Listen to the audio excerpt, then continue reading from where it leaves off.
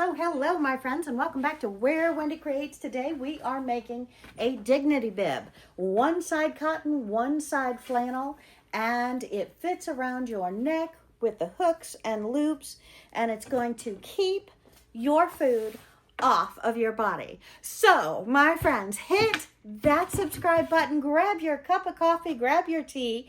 Let's make this very fast, very wonderful Dignity Bib for adults and children alike, and let's keep our clothes clean this holiday season. My friends, with the adult Dignity Bib, I've been asked multiple times, what size? Well, my friends, this is one item that you can make without a pattern. However, since I've been asked, I have a few patterns for you. So let's grab that tape measure. You grab your notepad and I'll let you know what size.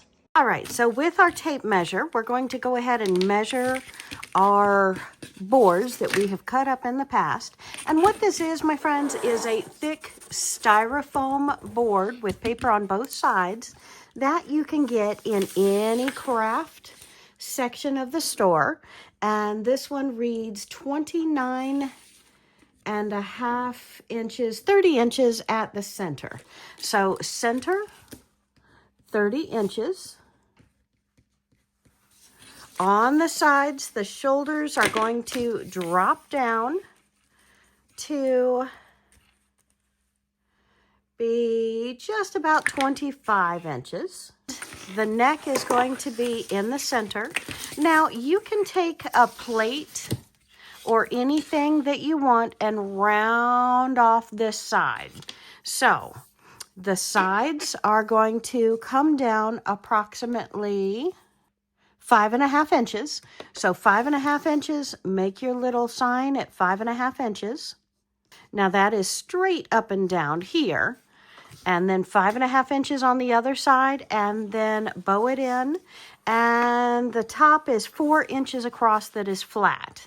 Now, you see this other line here? You can make them different sizes. You don't need to keep them this size. And the dotted line is where we're actually going to cutting it across. Now, for our center is 6.5 inches. 6.5 inches. I know this is upside down. And that's the neck. And from the side, it is looks like just 6 1/8. So 6 1/8 here, and 6.5 across the center, right there, and up and down is 5.5. So this is 5.5 inches in the circle at the center. And then you just bow it up, bow it up, bow it up. So again, it's not a perfect circle. That's for our neck. Now, why is this so easy? Well, the dotted line is where we're going to cut, and we're going to put our hooks and loops, our ties, or our buttons. So however you want to do that is wonderful. And we've already said this length here is 25 inches. This length here is 30 inches. So that is the large bib size.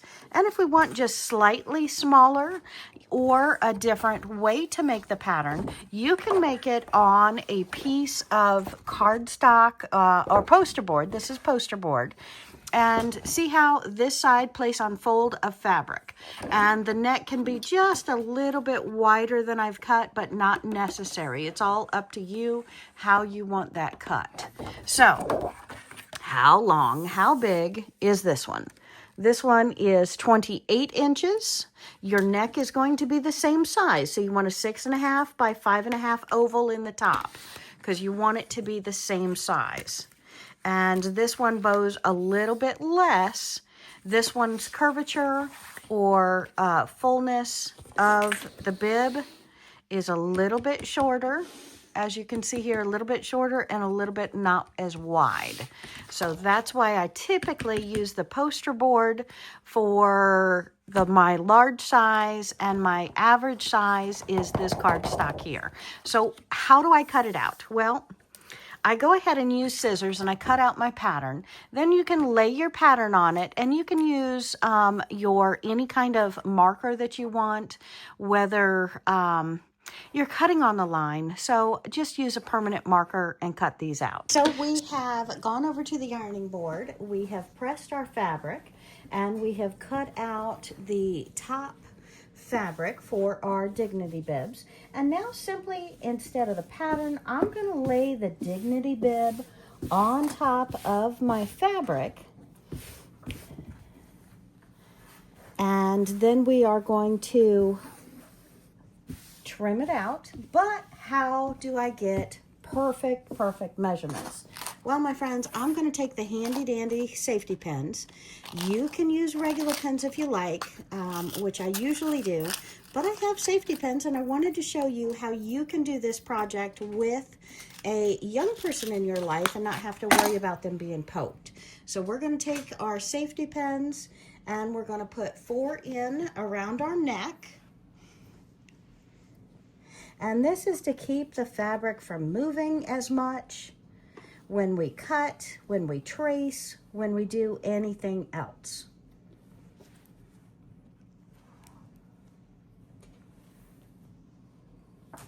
And I'm putting big bites into the fabric with these safety pins.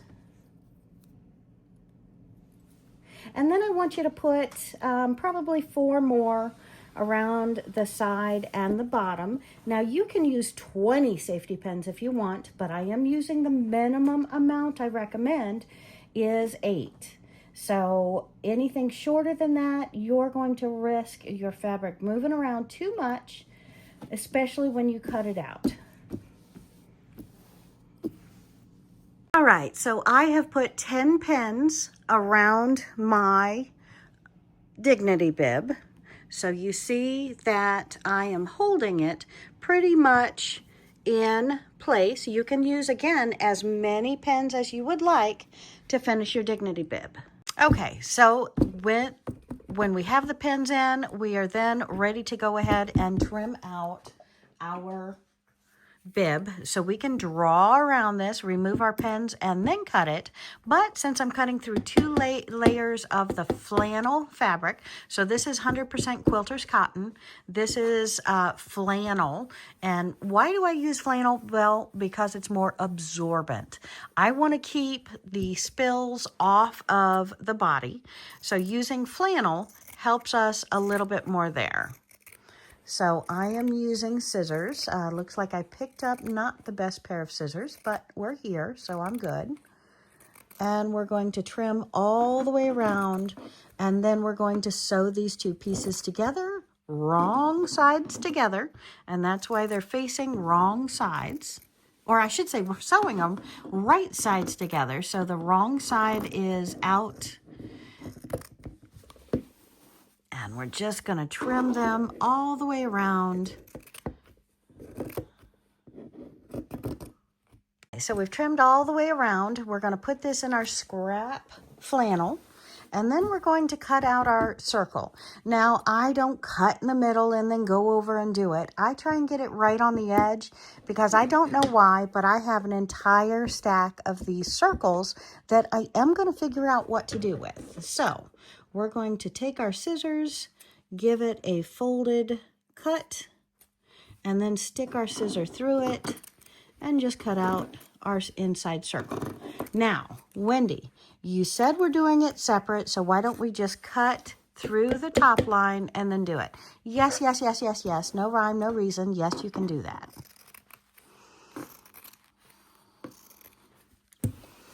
And we're just cutting out our neck. And if you want a wider neck, yes, you can. However, I would say it's going to fit much looser then, and you want it tied up around the neck to catch those spills, and that's why I'm recommending this 6.5 by 5.5 opening. Okay, so now we're all ready. We're ready to take out our pins and put one of the cotton together with one of the flannel. So we're going to take all of our pins out, put them exactly back where they belong so we know where to find them next time. And I like to close them before I put them away, just so I'm not getting poked next time I want to grab one. Right now we're taking one of our flannel and one of our cotton, and now we can put the pins right back in if we want. Look at that neck. How did I get off on that neck? Well, this neck was wider than the other neck, so let's go ahead and trim it the same size. And we haven't really moved on anything else, so let's go ahead and trim this out, and then we're going to start sewing. Now when we sew, we're going to want to have a spot where we can turn our piece right side out again. So I'm going to start right about here because I find in the straightaway is the easiest place to turn it right side out again. We can use our pins to go ahead and pin it to keep it straight when we sew it, or we can go super slow, hold it, make sure we're going accurately. So I recommend, if you're a beginner sewer, let's use the pins again and stick them through it before we sew. And that way you're not going to worry about it pulling, torquing, changing on us as we sew. The time has come to go ahead and start sewing our creation.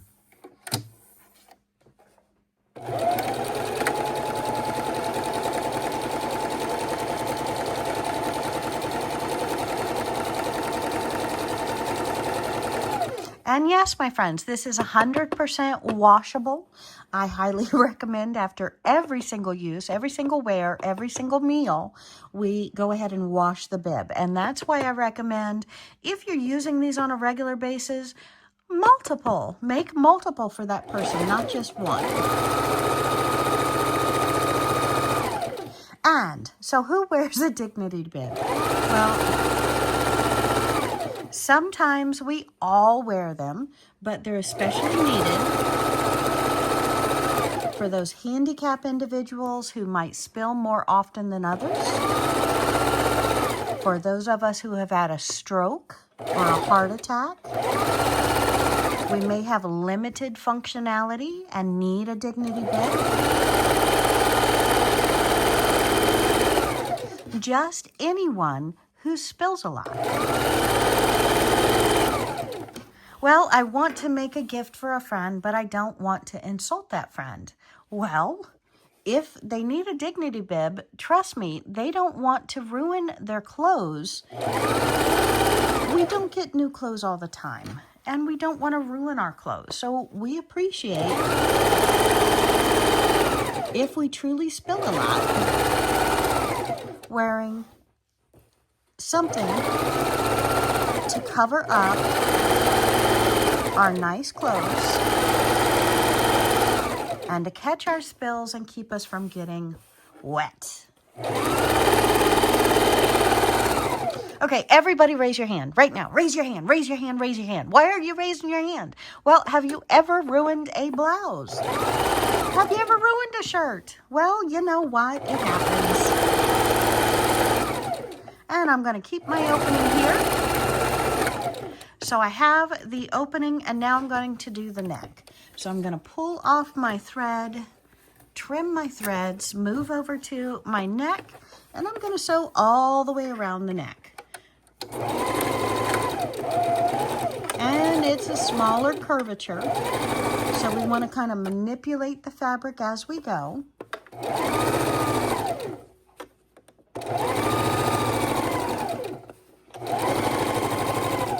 And the neck is going to get more pulling and torquing than most any other part of the bib. So I'm going to go ahead and go around the neck twice. I'm using a 2.5 on my stitch length.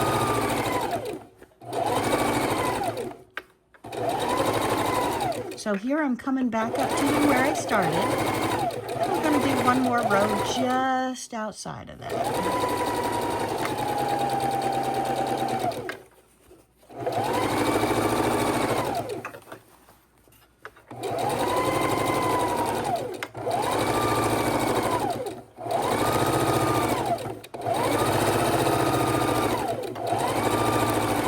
I'm twisting everything as I go, as you see.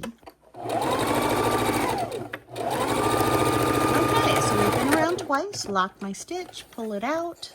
We're going to cut my threads, and now we're going to grab pinking shears. If you don't have pinking shears, you can just make little marks, little darts, and what this does is it helps the curvature work out better when we're turning it right side out. So we're just going to go around here with the pinking shears, making sure we do not go through any of our threads. And that's going to allow the fabric more fluidity, more flexibility, and it's going to help when we turn it right side out.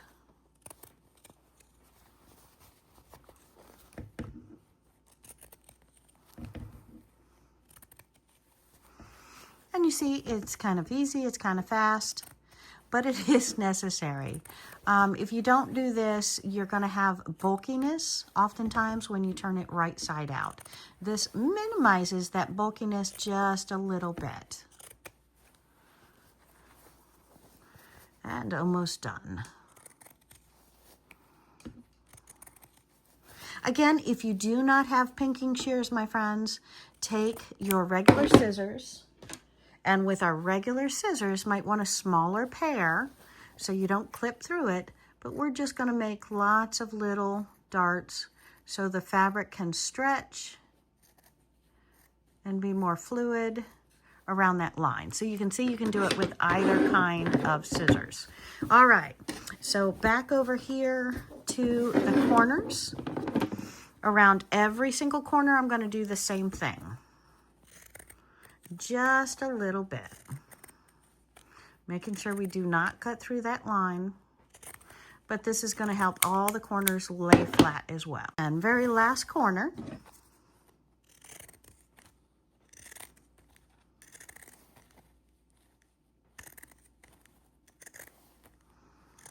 And it's time to turn it right side out. So put these in another bag. You can use these to stuff, make a little valance out of, you can even make paper out of them. All right, so let's go over here. And now, if it's big enough, we can stick our whole hand through. If it's not, that's okay. We're gonna gather our fingers to the farthest corner, and we're gonna start turning it right side out.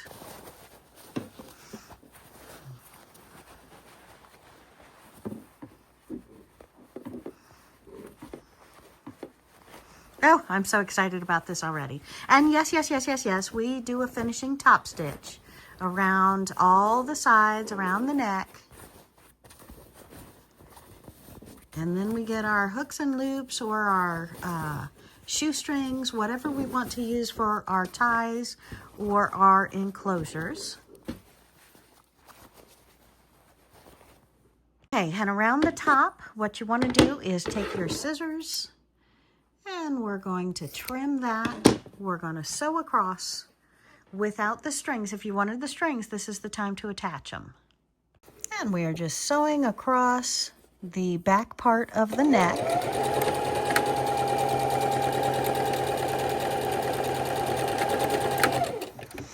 Okay. And the easiest way to turn these is to take those corners that we've just made, give them a little nip. That way you don't have bulk in the corners. The corners are easier to turn.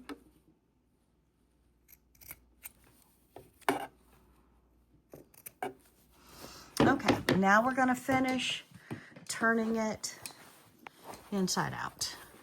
Silly me. So who caught that, huh? Hit that comment button. I want to know who caught that, hey, Wendy, you can't turn it inside out until you go ahead and do that step. All right, so what we do is we cut the top of the back of the neck of the Dignity Bib, and then we turn it right side out.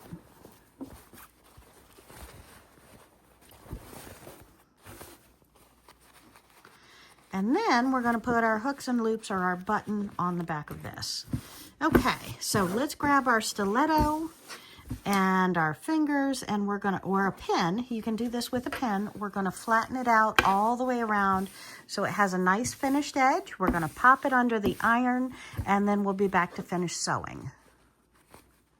Okay, my friends, so today we are almost done with our Dignity Bib. We are going to lay it out on the ironing board, and we're using a seam ripper to help pull out the edges of the Dignity Bib to where they're plush, and we're pressing it to where all of our seams are right at the edge and beautiful. So let's go ahead and make this piece a crisp, wonderful piece. Then we'll do our top stitchings, we'll do our fasteners, and we will show you the completed bib. So as you go around, any piece that's not pulled out, go ahead and pull it out, make it flush with the other piece, because we are going to do top stitching and we need to pull out the pieces and iron it before we do so. That corner looks good. All right. And where we had our opening, we're going to turn both of those pieces inside, fold them together, and we're going to press that solid, and that's going to close up our opening as well very nicely. I do have it on the cotton setting. I have it on steam. And what's the difference between ironing and pressing? Well, we're ironing now because we're moving that iron around. Pressing is more of an up and down movement to where we are trying not to move the fabric too much. So I'm told. I use them interchangeably.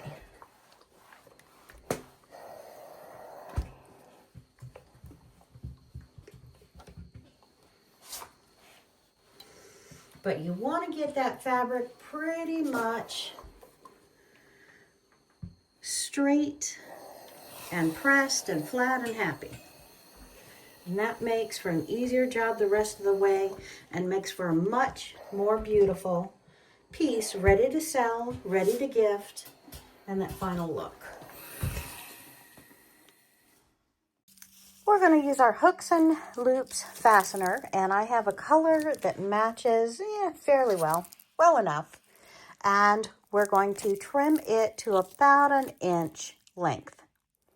You can go 1.5 inches. We're not going to be strict on that measurement. It's okay to do longer. Okay, so we have cut the hooks and loops. We've pulled them apart, and now for them to go get together, we're going to put one part on the color and one on the flannel. Now this bib is a fully reversible bib. You don't have to have the Santa Claus out front. You can have the green flannel out front. It does not matter. And then the bib will be hooked around the neck. Go ahead and stitch our hooks and loops on, and we're just going to go around it and then crisscross on the top. You might want to switch to a green or a thread color that matches what you're making, matches the fabric.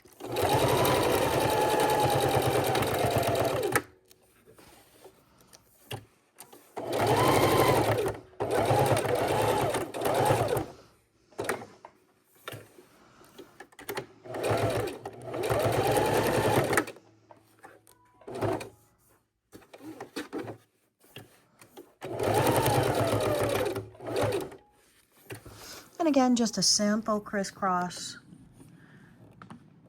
for the stitching. Pull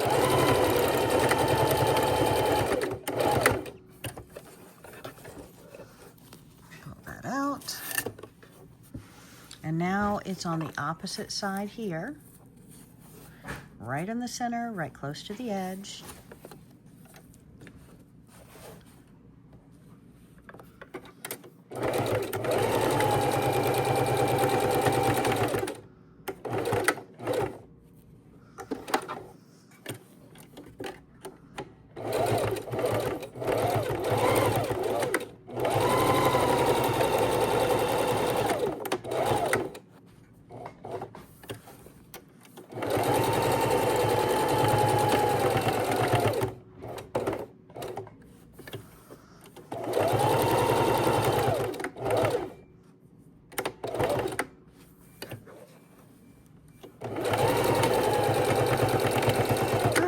all done with the hooks and loops. Now we just have to sew around the entire outside of the Dignity Bib. So we're going to sew close to the edge, locking that hole first that we had open to turn our Dignity Bib right sides out. We're just going to sew right on the edge. So we're doing like a 1/16 of an inch all the way around for that finishing touch.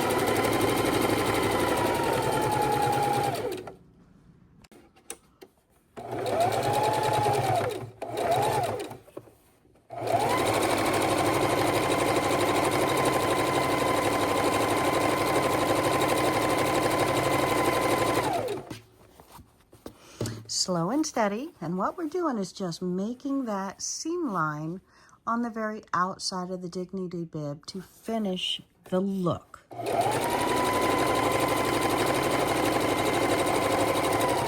So again, this is 100% washable.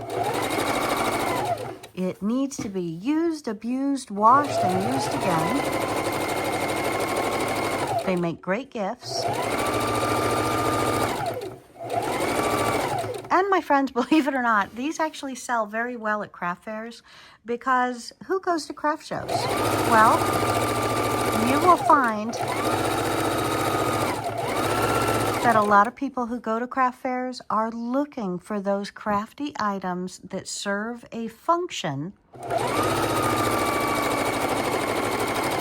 and work well.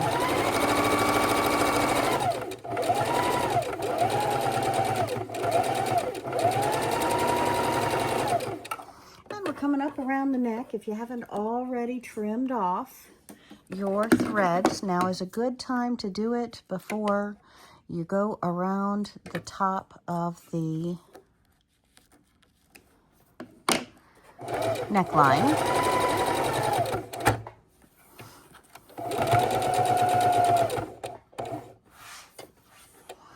Needle down, foot up, pivot.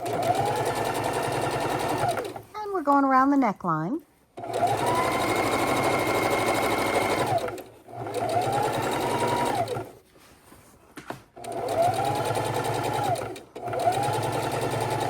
And whatever size you make it from the edge, like a 1/16, try and stay uniform the entire way. The more uniform you stay, the more quality your products are in the eyes of the receiver or the purchaser.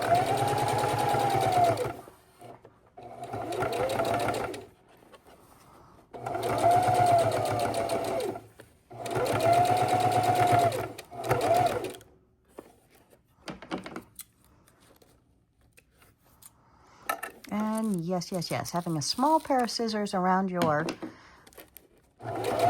sewing area can be very, very helpful. These big ones are a little bit obnoxious at times.